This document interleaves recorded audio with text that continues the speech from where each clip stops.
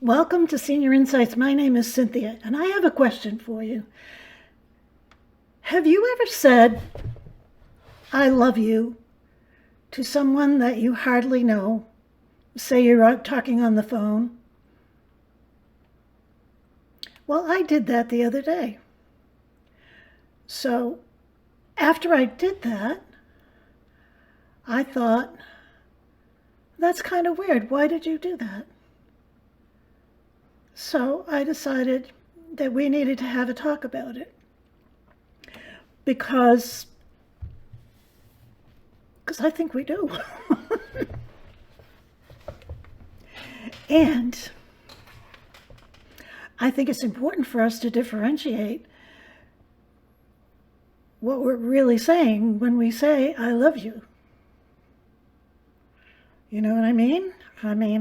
We say it very casually. We throw it around all the time. I do. I have a friend who tells everybody she meets that she loves them. And I think we need to figure out, what does love actually mean? So what is it?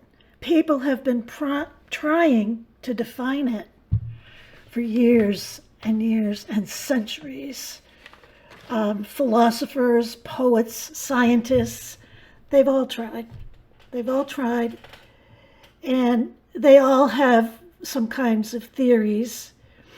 The ancient Greeks had multiple words for love. They had eros, which was romantic passion. They had philia, which was friendship. They had storge, which was family. And they had agape, which is unconditional love. Surprisingly, when I was doing my research, and I did very little research, but you always go on AI now, see what they have to say. No one mentioned God or Jesus. No AI thing. They're not people.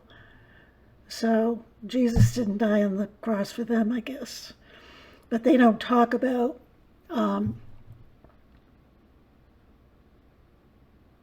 love of Jesus. They talk about agape, which is unconditional love. And then the psychologists, there was a psychologist named Sternberg, and I'd never heard of him before. And he described love as a triangle. He once again didn't bring God into the picture at all, which is really, it's really quite interesting. I'm going to tell you a little bit about it. I'm going to have to read it because I don't know it and I didn't have time to study it, and I never study them anyway. So I'm just going to tell you, and remember, I'm not an expert. So he describes love. This is Robert Sternberg. He says that love can be understood in three components. And when they're combined in different ways, they form various different types of love. And the three components are intimacy, passion, and commitment. Yeah. And then he goes on to say that the components of those three things actually, when they're combined, different components are combined, they form 8 distinct types of love. Did you know that? There's 8 distinct kinds of love, according to his pattern. According to his theory. I'll just list them. Non-love, which is absence of all three components. This describes casual interactions or acquaintances. Liking, that's intimacy alone. And now when he's talking about intimacy, he's not talking about a sexual relationship. He's talking about an intimate relationship. This is a characteristic of true friendships where there is closeness, but not passion for a long-term commitment. Then there's infatuated love. I've had this one. Passion alone.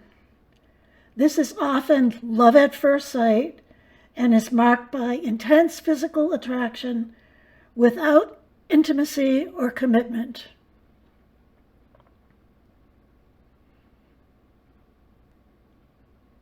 Romantic love. Intimacy plus passion.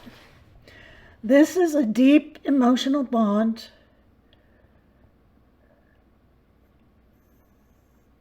Where am I? A deep emotional bond with physical attraction,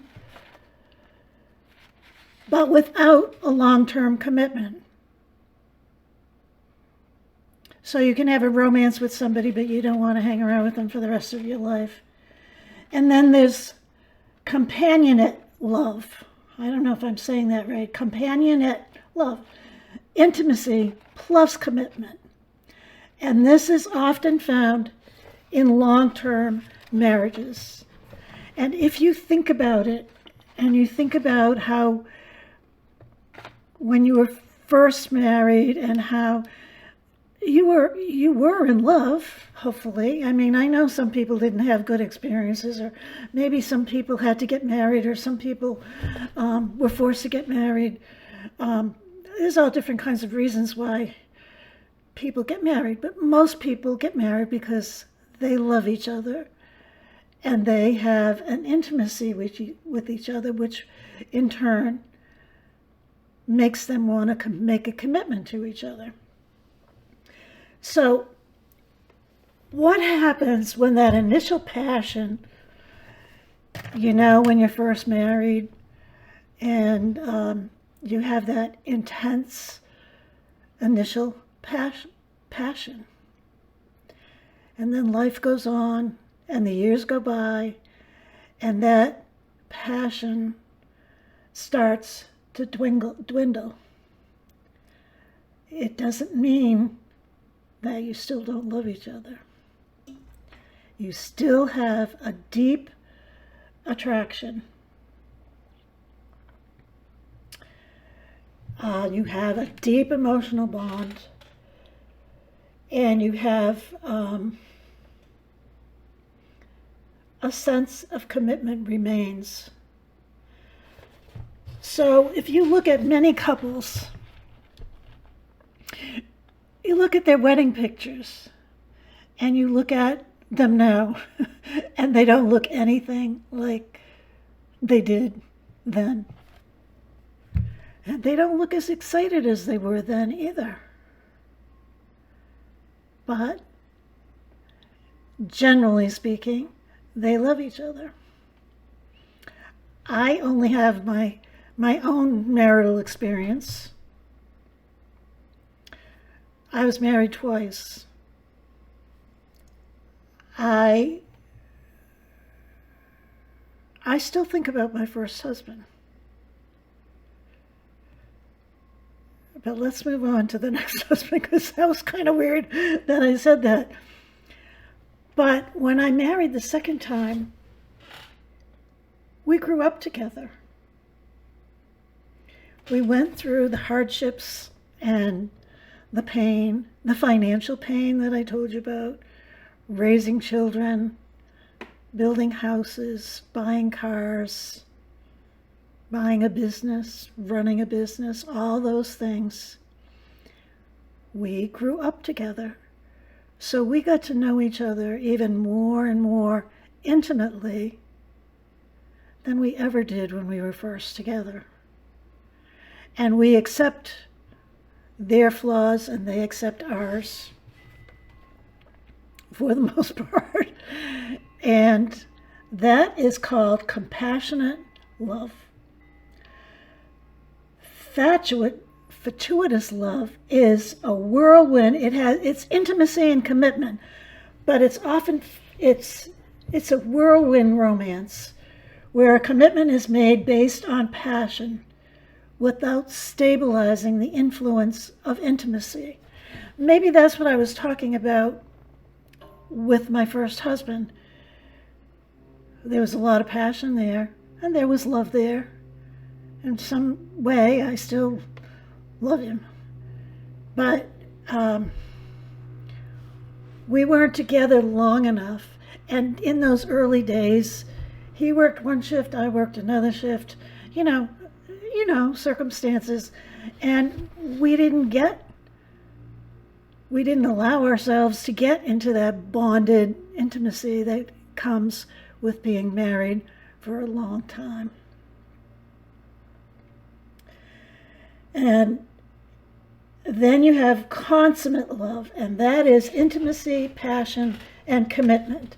This is complete and ideal form of love, representing a balanced and fulfilling relationship. Sternberg maintains that it's often very difficult to achieve, and it's even more difficult to maintain. So that's what that theory of love triangle is. It's really kind of interesting, and I accept most of those definitions. I mean, I'm sure he did.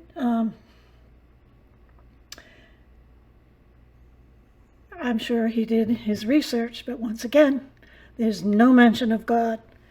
But as we're going through this, just be thinking of it, thinking about love in terms of Jesus and God. So for us, everyday love is when you care so much for someone that their happiness really means something to you.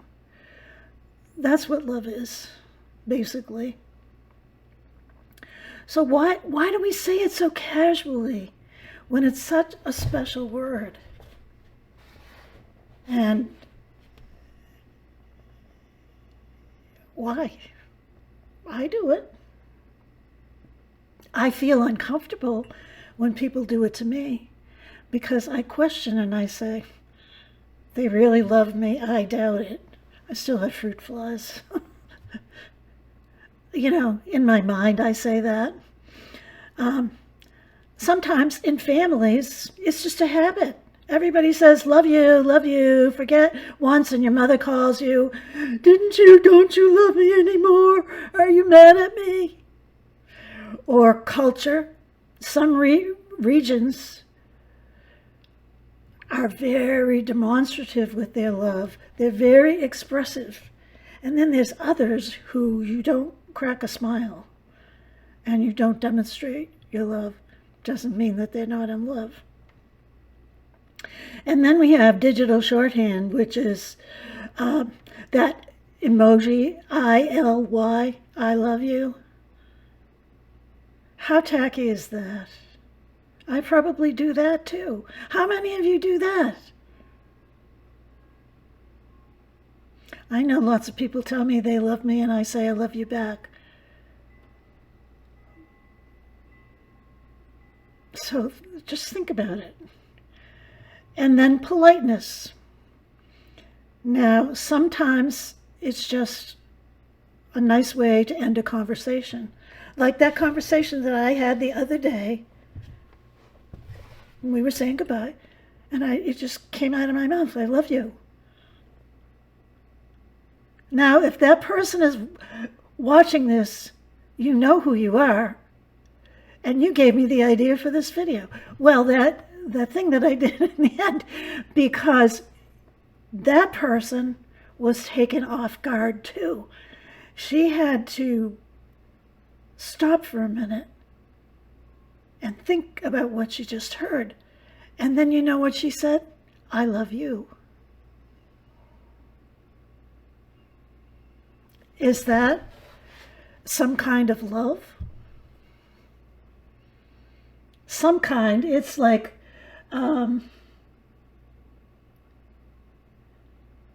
non-love. It's non-love. It's absence of all three components. You don't have intimacy, passion, or commitment. You might have a little bit of commitment, but usually casual acquaintances, you don't love them. So that is non-love.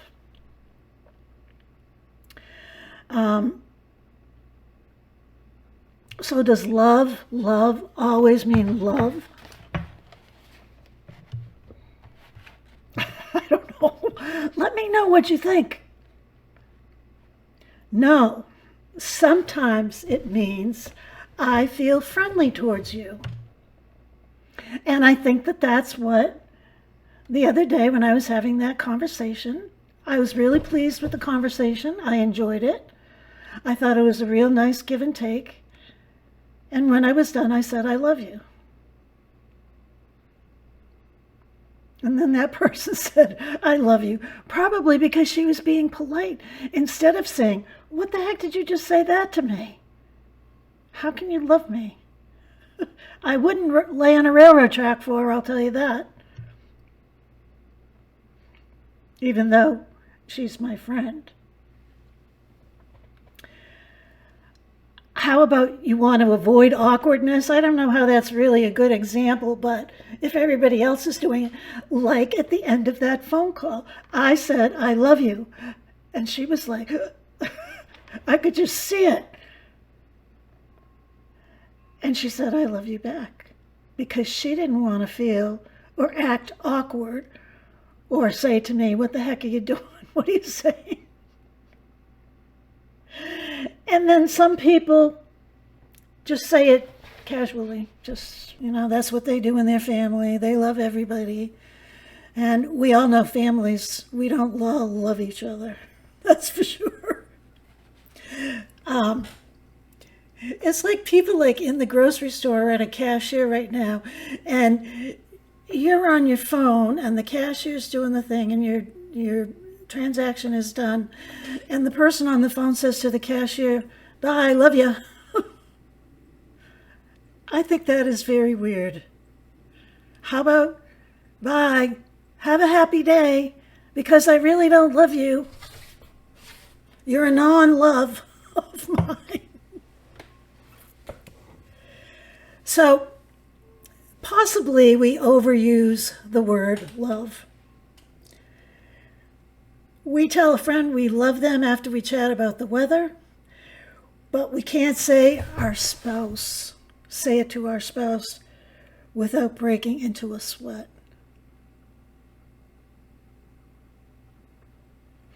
I can tell you from my experience and from probably everyone who's a widow or a widower, you can't say I love you enough to your husband or your wife. Never, it's never enough. So if for some reason you don't feel like you love him anymore, but you're stuck there, really think about how you really feel. Does he really irritate you, or deep down inside, do you love him or her?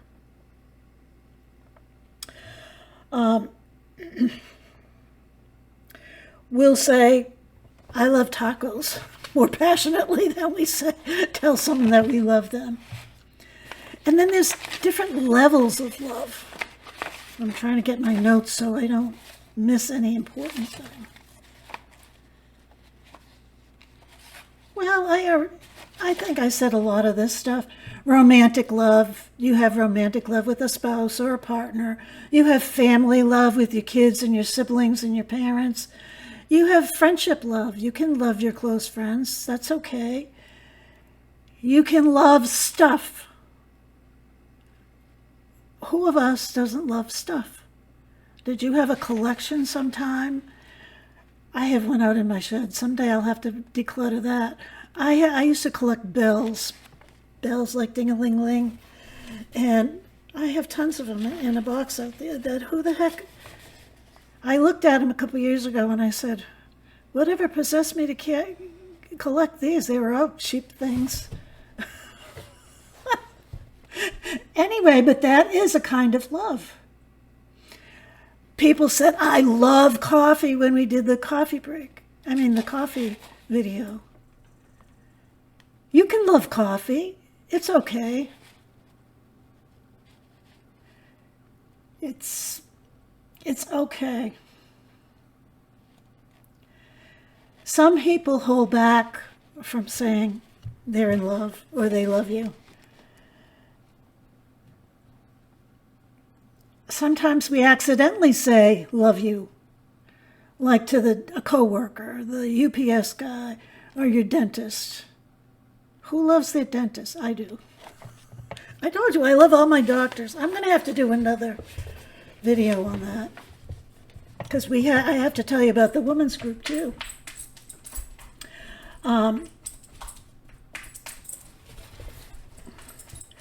The universal parent rule is if the kids forget to say it once, there's something wrong, or they're mad at you, or whatever. So we don't fall in love. We grow into it. It's shown more than it's said. And I want to bring God into it, or a little, snippet of Colossians. And he talks about love. It's in Corinthians, 1 Corinthians. Show love in everything that you do. Everything that you do. That's a tall order. And then he says, love is kind, love is patient, never jealous, boastful, proud, or rude. Love isn't selfish or quick-tempered. It doesn't keep a record of wrongs that others do. Love rejoices in the truth, but not in evil. So, wow. A true partnership where hurt feelings, you cannot allow them to compound and compound and compound. Remember the song in kindergarten or Sunday school? Jesus loves me, this I know, for the Bible tells me so. Anyway, think about it. Do you love casually? What's your funniest love story? We could get some funny comments on that. And maybe the question isn't really about how much we say love, but how much we show love. Like, I'm going to say I love you guys. And I'm going to say, why? Because I have made a commitment to you. Because you have made a commitment to me. You have subscribed. I've committed to you. And I work hard. Not really. I have a lot of fun trying to figure out what to talk to you about so that you'll be happy, so that you'll feel good. So, how often do we show it? How often do we live it? Tell me in the comments, okay? And I will see you tomorrow. See ya. Bye-bye.